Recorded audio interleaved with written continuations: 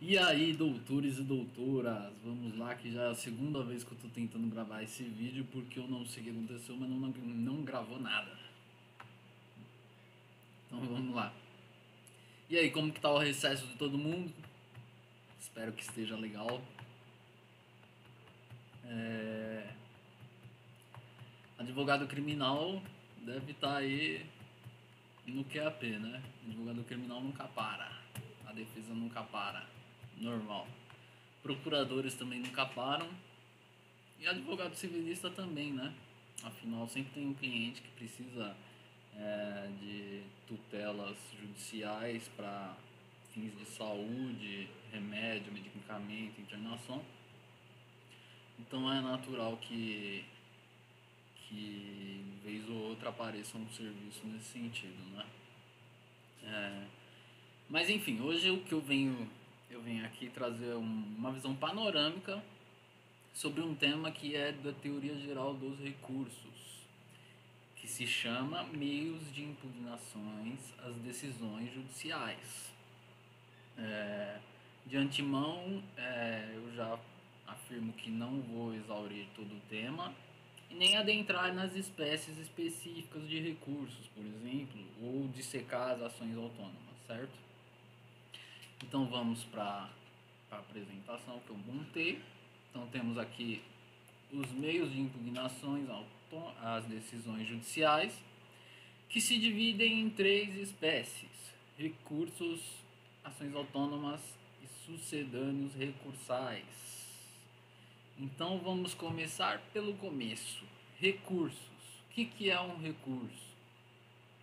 O recurso é um meio, é um instrumento processual utilizado pela parte, né, que visa impugnar uma decisão do juiz, buscando a reforma, a invalidação, o esclarecimento ou a integração.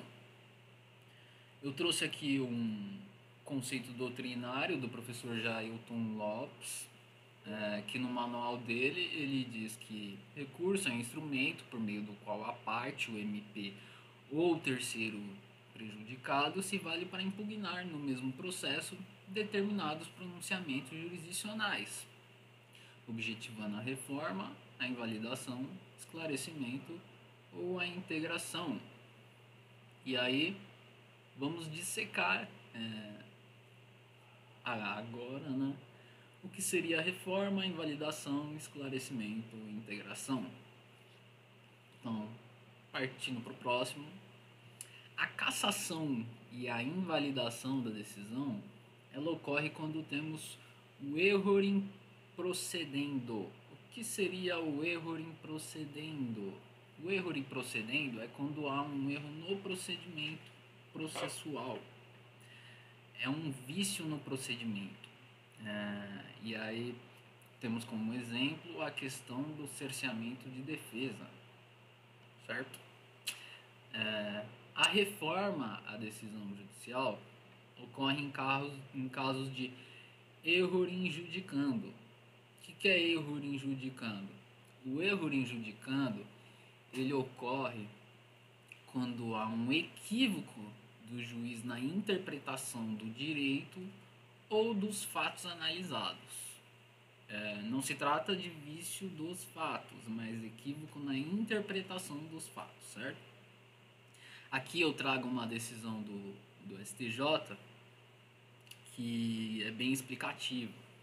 Ele diz o seguinte: se o recurso fundar-se em erro injudicando, for reconhecido e julgado no mérito, e entender-se que a sentença recorrida apreciou de forma equivocada os fatos ou realizou interpretação jurídica errada sobre a questão discutida, procede-se à reforma da decisão recorrida.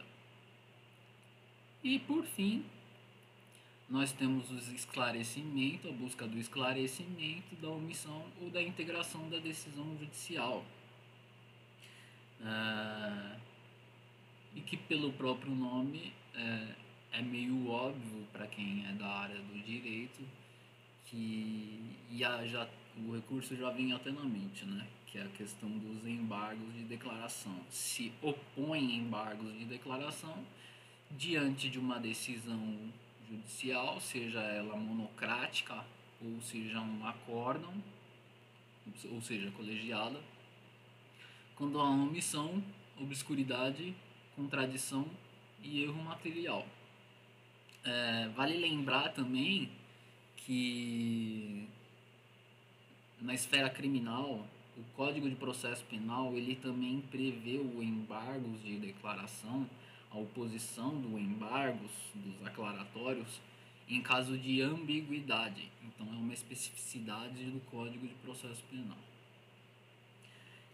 Então, resumindo, voltando, a cassação e invalidação da decisão em caso de erro em procedendo, ou seja, erro no vício no procedimento, hipótese, por exemplo, de cerceamento de defesa. Reforma da decisão, quando há erro em judicando, quando há um equívoco na interpretação dos fatos ou do direito do caso concreto. E esclarecimento ou integração da decisão judicial. E aí nós lembramos diretamente, automaticamente, da oposição dos embargos de declaração, visando sanar essa omissão, essa obscuridade, a contradição, ambiguidade, ou corrigir possível erro material. Então, partindo para a segunda espécie de impugnação à decisão judicial, nós temos as ações autônomas, ou seja, uma ação diferente daquela onde foi dada a decisão judicial. Então, como exemplos, eu trouxe o embargos de terceiro, lembrando de forma bem genérica, o embargos de terceiro ele é cabível quando um terceiro se vê ameaçado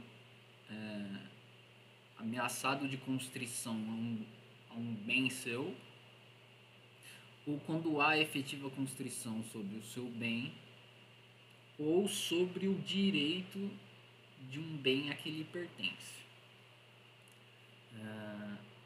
A ação rescisória, que é bastante conhecida no âmbito civil, que ela visa desconstituir uma decisão transitada em julgado, e aí ela possui as peculiaridades constantes no 966 e seguintes do CPC. A reclamação, que é uma ação autônoma também, que busca a uniformização da jurisprudência dos tribunais superiores. Ela visa resguardar o entendimento do Tribunal Superior. Então você entra com a ação e fala, ó Supremo, o juiz lá do primeiro grau ou os desembargadores, eles agiram de forma totalmente contrária à sua decisão. Esse é um dos objetivos da reclamação. O habeas corpus, que é um remédio constitucional que visa garantir a liberdade de locomoção do indivíduo. A revisão criminal, que se assemelha, mas que com ela não se confunde a ação rescisória. Ela é específica da esfera criminal, então toda a sua disciplina vem lá no 621 e seguintes do Código de Processo Penal. E o mandado de segurança, que merece uma aula específica só para mandado de segurança, pelas especificidades que ele possui. Mas de antemão, o que eu trago aqui é que quando a gente fala de ação autônoma para impugnação de decisão judicial, a gente tem que ter em mente que não cabe mandado, via de regra, não cabe mandado de segurança quando é possível a interposição de recurso com efeito suspensivo ou correição. Lembrando que o efeito suspensivo ele se dá de duas formas. Ou ele se dá de maneira automática através de lei, ou seja, é o efeito suspensivo open legis, ou ele se dá por determinação judicial, que seria o efeito suspensivo open iudices, certo?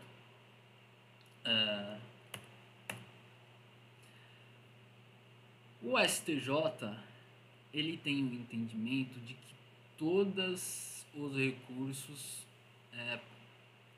eles podem ser atribuídos, eles podem ser concedidos efeitos suspensivos. Então, nessa passagem que eu trouxe aqui, o STJ diz: todos os recursos previstos na legislação processual em vigor contemplam a possibilidade de atribuição de efeito suspensivo por requerimento realizado no próprio processo ou por obra do juiz. E aqui embaixo eu trago a regra geral, que é a súmula 267 do Supremo, que diz que não cabe mandado de segurança contra ato judicial passível de recurso ou correção. Como todos os recursos possuem a possibilidade de atribuição de efeito suspensivo, fica essa questão no ar. Se todos podem ter efeito suspensivo, então não cabe mandado de segurança, certo? Já que a súmula do Supremo diz isso. Mas o STJ tem mitigado esse entendimento. O STJ, através de algumas passagens, ele diz que é plenamente cabível um mandado de segurança quando a decisão atacada ela é manifestamente ilegal ou teratológica. Inclusive eu trouxe as passagens aqui para ficar mais fácil o entendimento. Então vamos lá, segundo o STJ, via de regra, não cabe mandado de segurança contra ato judicial passível de recurso ou correição. Regra que pode ser mitigada em casos de manifesta ilegalidade ou teratologia do ato impugnado. Outra decisão, para mostrar que não é um entendimento isolado. Ademais, a jurisprudência do STJ alinha-se no sentido de que mandado de segurança contra ato judicial é medida excepcional, fato, cabível somente em situações nas quais pode-se verificar de plano ato judicial eivado de ilegalidade, teratologia ou abuso de poder que importem ao paciente irreparável lesão ao seu direito líquido e certo. Então, voltando na questão do mandado de segurança, via de regra não cabe mandado de segurança quando é possível a interposição, a oposição de recurso, que é possível a atribuição de efeito suspensivo. Essa é a regra, inclusive é a súmula do Supremo, que a gente acabou de visualizar. Exceção, entendimento do STJ. Ele tem mitigado essa questão quando a decisão é manifestamente ilegal ou teratológica, certo?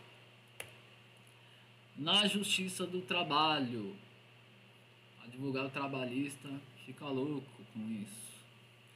Por quê? Na Justiça do Trabalho tem aquela velha máxima: as decisões judiciais na Justiça do Trabalho são irrecorríveis de imediato. Beleza, ela é irrecorrível, mas ela não fala que uma ação autônoma poderia atacar a decisão judicial.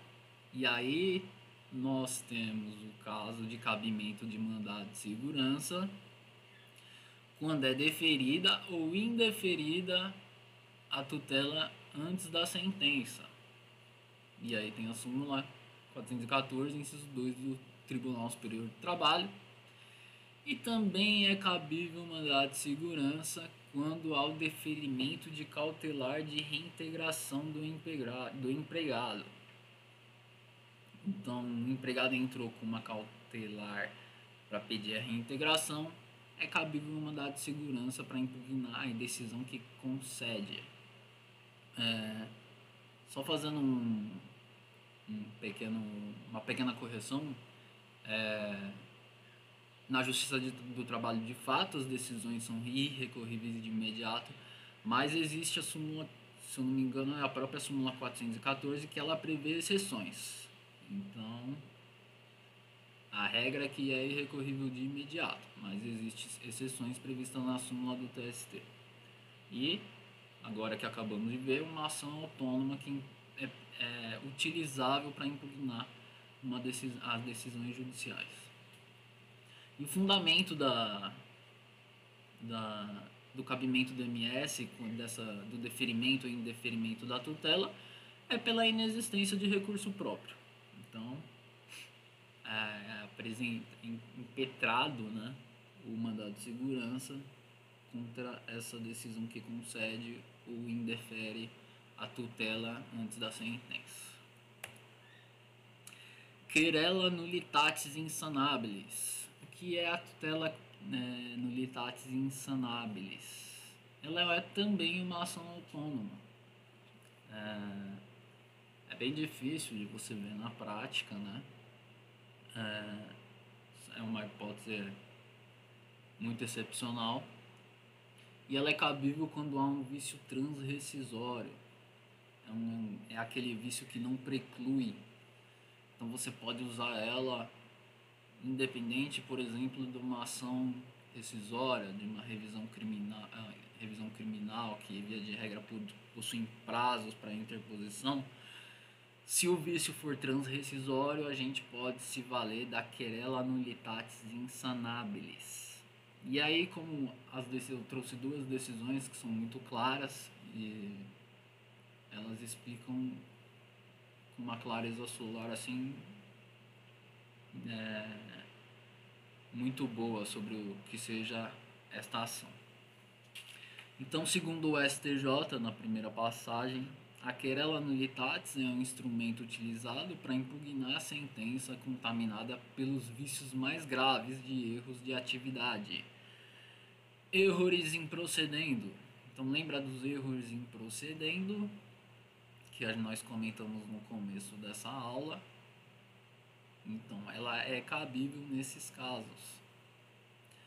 Nominados de vícios transrescisórios, que é o vício que transcende a ação independentemente do prazo, que tornam o ato judicial inexistente. Se o ato judicial é inexistente, ele não se sana e ele não preclui e nem se convalida com o decurso do tempo.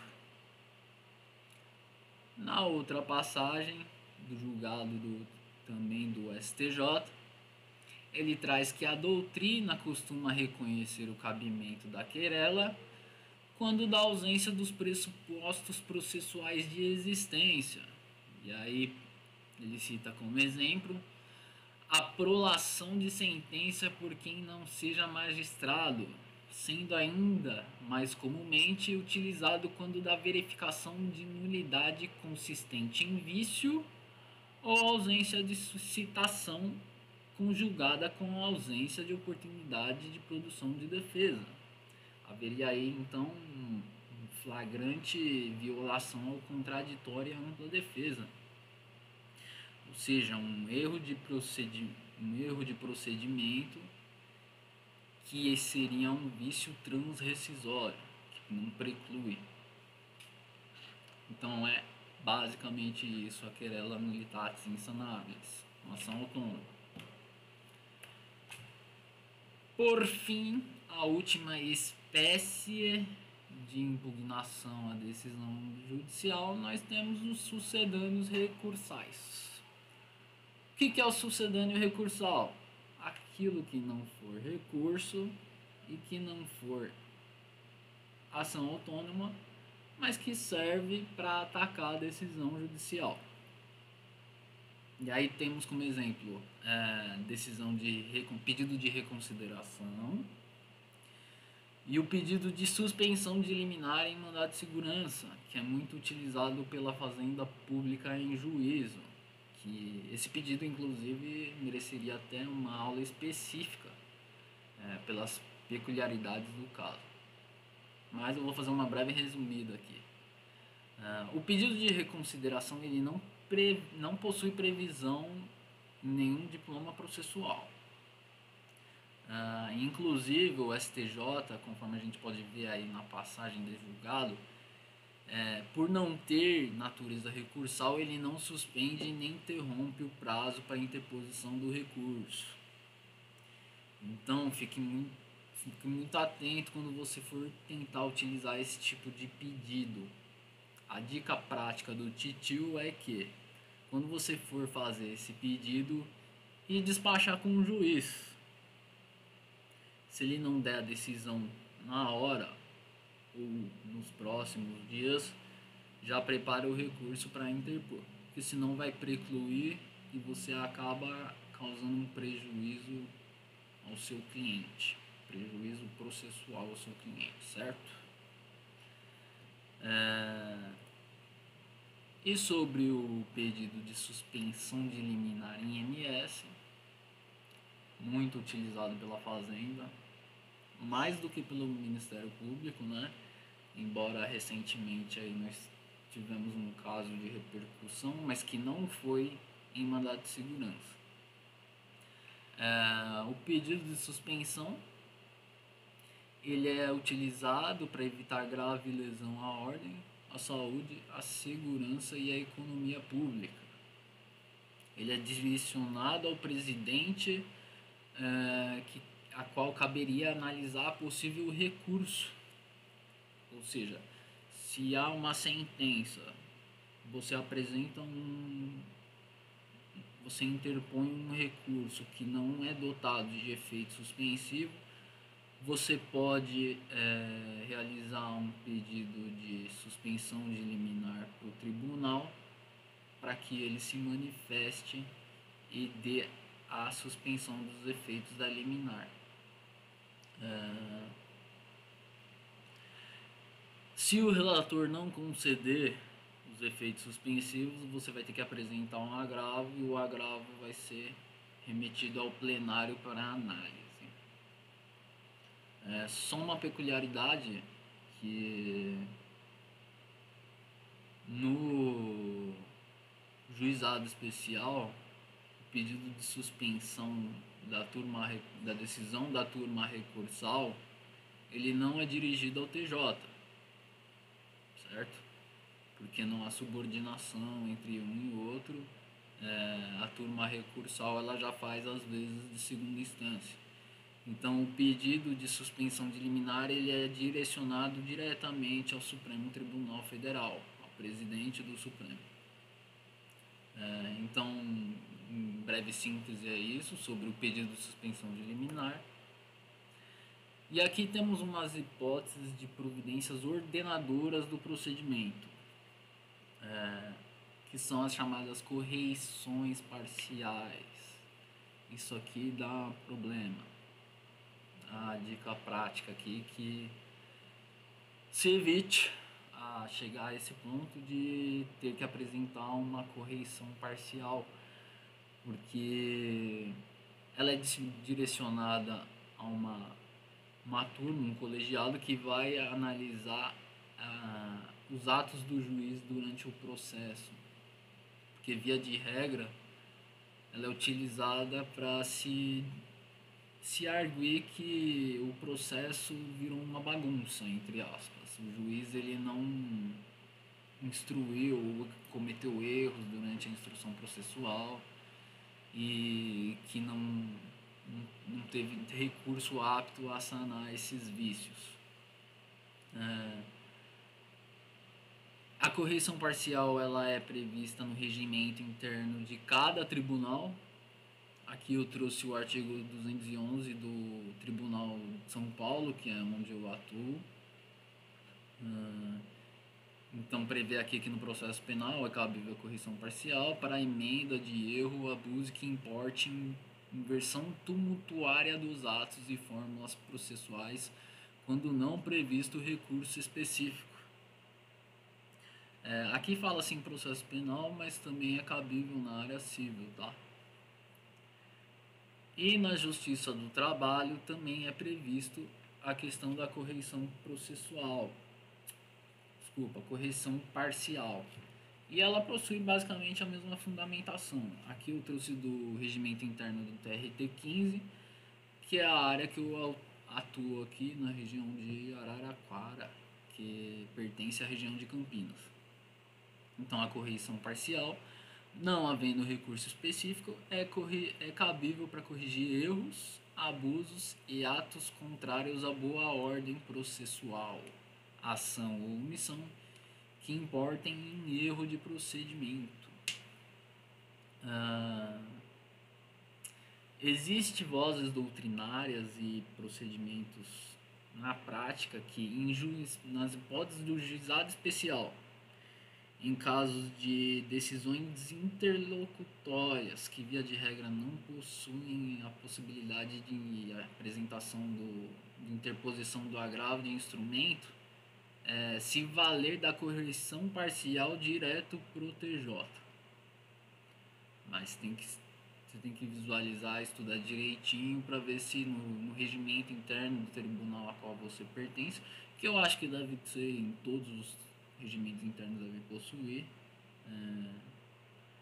você faça esse pedido de correção direto para o TJ.